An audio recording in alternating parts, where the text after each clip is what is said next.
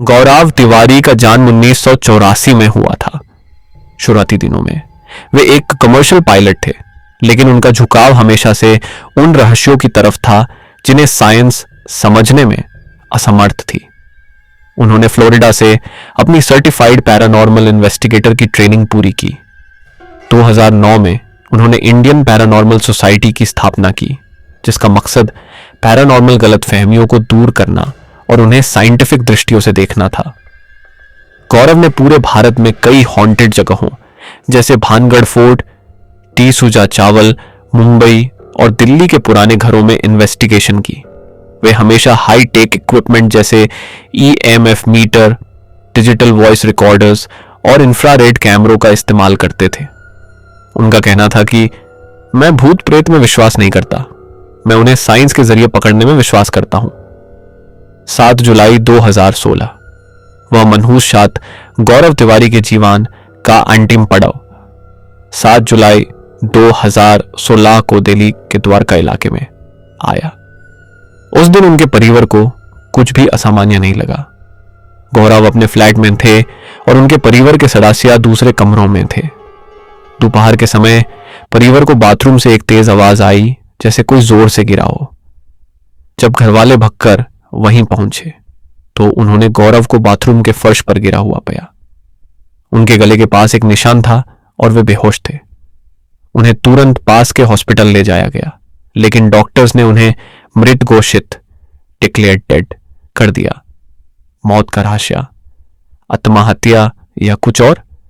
Postmortem report में मौत का कारण एस्फिक्सिया, दुम घुटना बताया गया। पुलिस की प्राथमिक जांच में इसे आत्महत्या, सुसाइड का मामला बताया गया। कहा गया कि उनके गले पर निशान थे जो फंसी के जैसा दृश्य दिखा रहे थे, लेकिन परिवार और उनके चाहने वालों के लिए यह बात हजम करना नामुमकिन था। गौरव के पिता ने मीडिया को बताया था कि गौरव के साथ कुछ अजीब हो रहा था।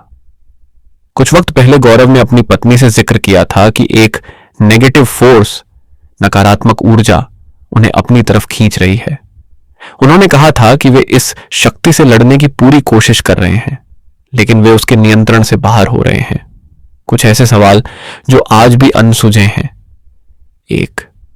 गौरव जैसे व्यक्ति जो पैरानॉर्मल दुनिया के इतने गहरी जांच करते थे, क्या वे सच में किसी ऐसी शक्ति के प्रभाव में आ गए थे जिसे साइंस नहीं समझ पाई? 2. उनके शरीर पर मिले निशान और बाथरूम की हालत ने कई लोगों को यह सोचने पर मजबूर कर दिया कि क्या यह सिर्फ आत्महत्या थी या उससे कुछ ज्यादा।